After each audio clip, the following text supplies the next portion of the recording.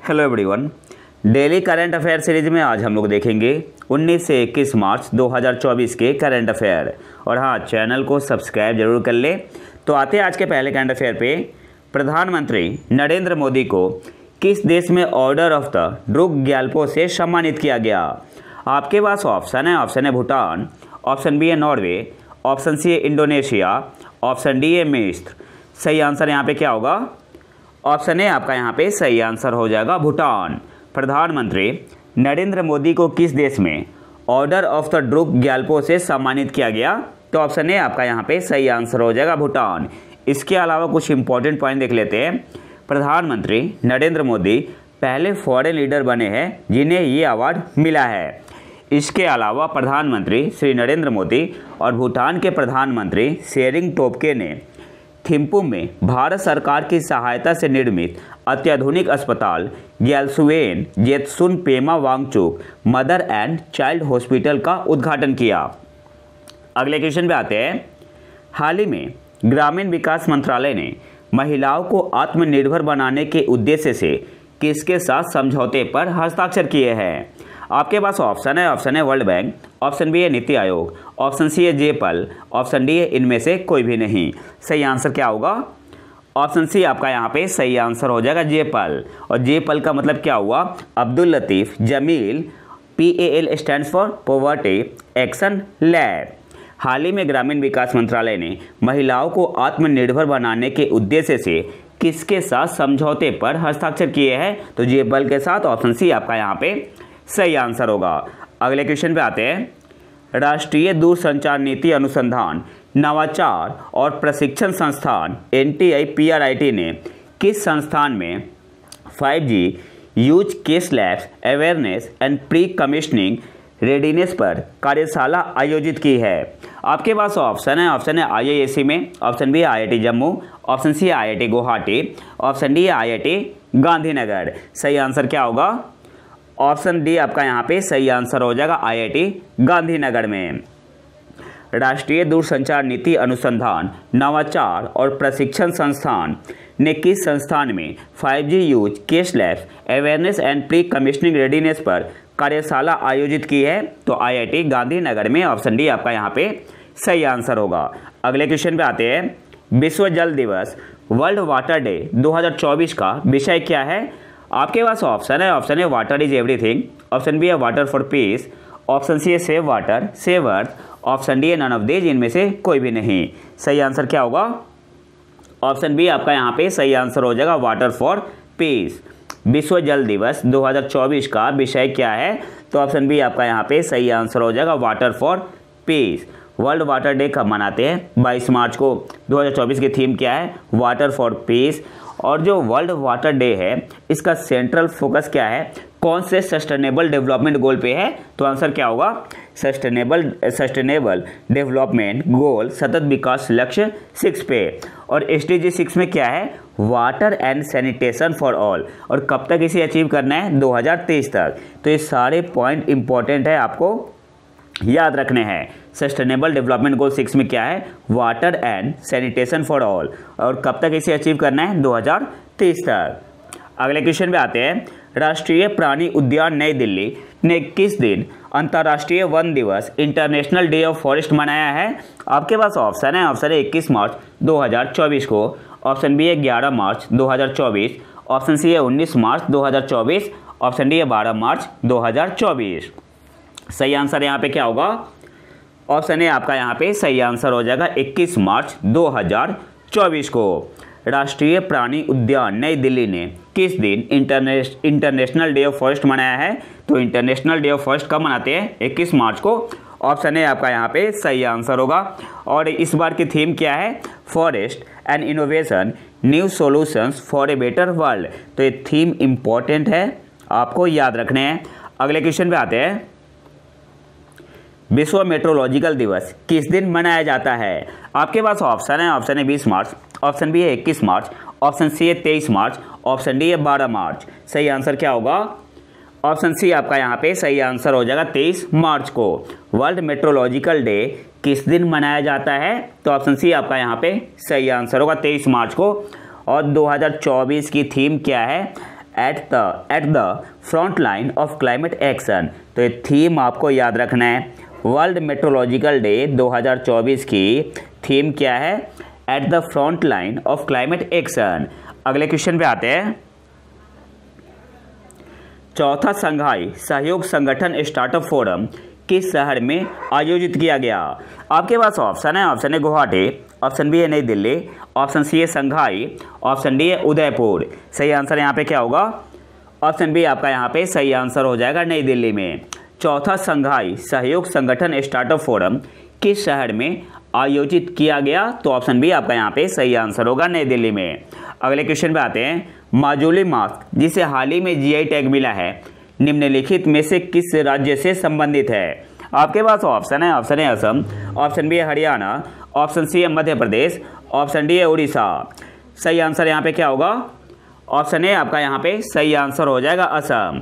Majuli mask जिसे हाल ही में जीआई टैग मिला है, निम्नलिखित में से किस राज्य से संबंधित है?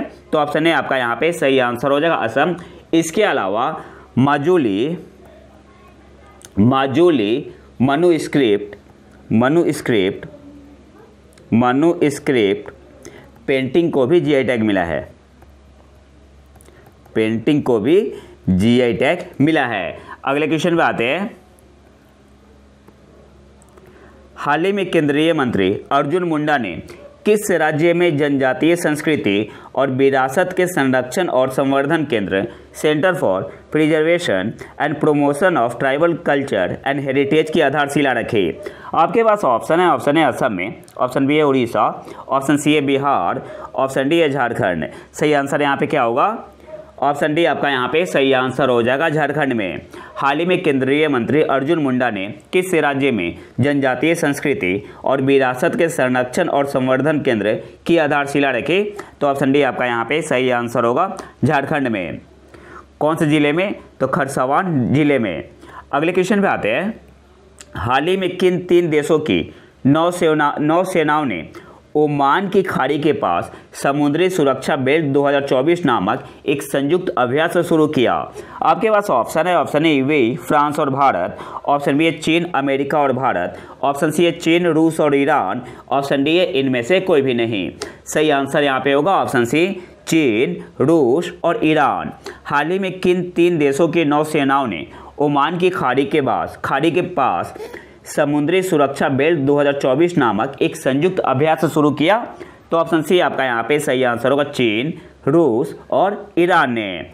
अगले क्वेश्चन पे आते हैं। मद्रास संगीत अकादमी द्वारा प्रतिष्ठित संगीत कलानिधि पुरस्कार से किसे सम्मानित किया गया है?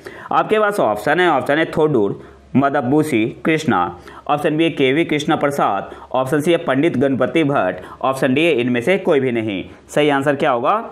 ऑप्शन ए आपका यहाँ पे सही आंसर हो जाएगा, थोडूर मदबूसी कृष्णा, शॉर्ट में बोलते हैं TM कृष्णा। ऑप्शन ए आपका यहाँ पे सही आंसर होगा। अगले क्वेश्चन पे आते हैं। हाल ही में प्रसार भारती के नए अध्यक्ष के रूप में किसे नियुक्त किया गया है? आपके पास ऑप्शन है। ऑप्शन है रश्मि देसाई, ऑप्शन बी है नवनीत कुमार सहगल, ऑप्शन सी है श्रीधर श्रीराम, ऑप्शन डी है आशीष शर्मा। सही आंसर यहाँ पे क्या होगा? ऑप्शन बी आपका यहाँ पे सही आंसर हो जाएगा, नवनीत कुमार सहगल। हाल ही में प्रसार भारती के नए अध्यक्ष के रूप में किसे नियुक्त किया गया है? तो ऑप्शन बी आपका यहाँ पे सही आंसर होगा, नवनीत कुमार सहगल। और CBSE के नए अध्यक्ष कौन बने हैं? CBSE के नए अध्यक्ष कौन बने हैं? उनका नाम क्या है? राहुल सिंह। CBSE के नए अध्यक्ष कौन बने हैं? राहुल सिंह। अगले क्वेश्चन पे आते हैं।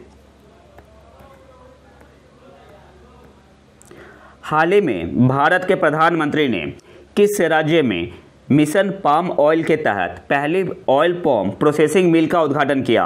आपके पास ऑप्शन है। ऑप्शन है अरुणाचल प्रदेश में, ऑप्शन बी है असम, ऑप्शन सी है तेलंगाना, ऑप्शन डी है सिक्किम।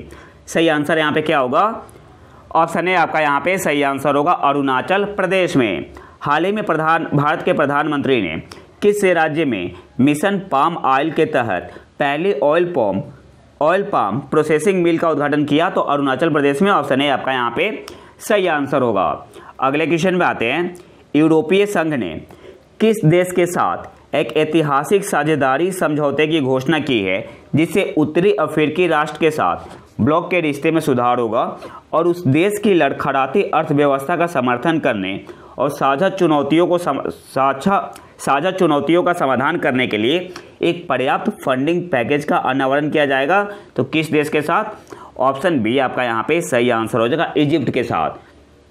ऑप्शन बी आपका यहाँ पे सही आंसर होगा, इजिप्ट, मिस्र के साथ। अगले क्वेश्चन पे आते हैं। नेपाल सरकार ने गंडकी प्रांत के किस शहर को हिमालयी राष्ट्र की पर्यटन राजधानी घोषित किया है? आपके पास ऑप्शन है। ऑप्शन ए विराटनगर को, ऑप्शन बी है वीरगंज, ऑप्शन सी है पोखरा, ऑप्शन डी है नन ऑफ दीज, इनमें से कोई भी नहीं। सही आंसर यहाँ पे होगा ऑप्शन सी, पोखरा। नेपाल सरकार ने किस शहर को पर्यटन राजधानी घोषित किया है? तो पोखरा को। ऑप्शन सी आपका यहाँ पे सही आंसर होगा। अगले क्वेश्चन पे आते हैं। अपनी तरह की पहली विशिष्ट प्रौद्योगिकी इकाई signals technology evaluation and adaptation group, short में इसे बोलते हैं STEAG, की स्थापना किसने की है? आपके पास ऑप्शन है। ऑप्शन है इंडियन आर्मी ने, ऑप्शन बी है नीति आयोग, ऑप्शन सी है RBI, ऑप्शन डी है NASSCOM। सही आंसर यहाँ पे क्या होगा? ऑप्शन ए आपका यहाँ पे सही आंसर हो जाएगा, इंडियन आर्मी ने। अपनी तरह की पहली विशेष प्रौद्योगिकी इकाई signals technology evaluation and adaptation group STEAG की स्थापना किसने की है? तो ऑप्शन ए आपका यहाँ पे सही आंसर होगा, इंडियन आर्मी ने। और इसका ऑब्जेक्टिव क्या है? सबसे पहले तो आपको याद रखना है STEAG stands for signals technology evaluation and adaptation group होगा। और ये डेडिकेटेड है, किससे डेडिकेटेड है? तो researching and evaluating futuristic communication technology like 6G, artificial intelligence, AI, machine learning and quantum computing. किसके लिए? फॉर मिलिट्री एप्लीकेशन के लिए। तो ये इंपॉर्टेंट है, किसके लिए है? फॉर मिलिट्री एप्लीकेशन के लिए। स्टेट PCS इस तरीके से क्वेश्चन पूछती है। अगले क्वेश्चन पे आते हैं। ग्रोक एक जेनेरिक AI चैटबॉट है जिसे XAI द्वारा विकसित किया गया है। यह कंपनी किसके द्वारा स्थापित की गई है? तो सबसे पहले तो आपको याद रखना है ग्रोक क्या है? एक AI चैटबॉट है जिसे XAI द्वारा विकसित किया गया है। यह कंपनी किसके द्वारा स्थापित की गई है? आपके पास ऑप्शन है। ऑप्शन है बिल गेट्स के द्वारा, ऑप्शन बी है मार्क जुकरबर्ग, ऑप्शन सी है स्टीव जॉब, ऑप्शन डी है एलोन मस्क। सही आंसर क्या होगा? ऑप्शन डी आपका यहाँ पे सही आंसर हो जाएगा, एलोन मस्क के द्वारा। अगले क्वेश्चन पे आते हैं। हाल ही में PV नरसिम्हा राव मेमोरियल पुरस्कार से किसे सम्मानित किया गया? आपके पास ऑप्शन है। ऑप्शन है मुकेश अंबानी, ऑप्शन बी है रतन टाटा, ऑप्शन सी है नीतीश कुमार, ऑप्शन डी अश्विनी वैष्णव। सही आंसर क्या होगा? ऑप्शन बी आपका यहाँ पे सही आंसर हो जाएगा, रतन टाटा जी को। हाल ही में PV नरसिम्हा राव मेमोरियल पुरस्कार से किसे सम्मानित किया गया? रतन टाटा जी को। ऑप्शन बी आपका यहाँ पे सही आंसर होगा। अगले क्वेश्चन पे आते हैं। हाल ही में भारत के पहले इंडोर एथलेटिक्स और जलीय केंद्र indoor athletics and aquatic centre का उद्घाटन कहाँ किया गया? आपके पास ऑप्शन है। ऑप्शन है भुवनेश्वर में, ऑप्शन बी है गुवाहाटी, ऑप्शन सी है शिमला, ऑप्शन डी है भोपाल। सही आंसर क्या होगा? ऑप्शन ए आपका यहाँ पे सही आंसर हो जाएगा, भुवनेश्वर में। हाल ही में भारत के पहले इंडोर एथलेटिक्स और जलीय केंद्र का उद्घाटन कहाँ किया गया? भुवनेश्वर में। ऑप्शन ए आपका यहाँ पे सही आंसर होगा। और आज के आखिरी करंट अफेयर पे आते हैं। जेनेवा में जारी अंतर्राष्ट्रीय श्रम संगठन ILO के एक अध्ययन के अनुसार जबरन श्रम से प्रति वर्ष 36 बिलियन USD का अवैध मुनाफा होता है, जो 2014 के बाद से कितने प्रतिशत की वृद्धि है? अच्छा, इस टाइप के क्वेश्चन स्टेट PCS हुआ जैसे BPSC वगैरह या UPSC पूछती है। स्टेट PCS या UPSC पूछती है इस टाइप के क्वेश्चन। आपके पास ऑप्शन है। ऑप्शन है 47%, ऑप्शन बी है 37%, ऑप्शन सी है 27%, ऑप्शन डी है 17%, 17%। सही आंसर यहाँ पे क्या होगा? ऑप्शन बी आपका यहाँ पे सही आंसर हो जाएगा, 37%। जेनेवा में जारी अंतर्राष्ट्रीय श्रम संगठन के एक अध्ययन के अनुसार जबरन श्रम फोर्स लेबर से प्रति वर्ष 36 बिलियन USD का अवैध मुनाफा होता है, जो 2014 के बाद से कितने प्रतिशत की वृद्धि है? तो ऑप्शन बी आपका यहाँ पे सही आंसर हो जाएगा, 37%। तो ये तो था हमारा आज का लेक्चर। अगर आपको इसका PDF चाहिए तो आप हमारे टेलीग्राम चैनल प्रतीक IQ करंट अफेयर को ज्वाइन कर सकते हैं। मैं लिंक कमेंट बॉक्स में डाल दूंगा। और अगर वीडियो पसंद आए तो लाइक करें और चैनल को सब्सक्राइब जरूर कर ले। मिलते हैं नए वीडियो में नए टॉपिक के साथ, तब तक के लिए नमस्कार, जय हिंद।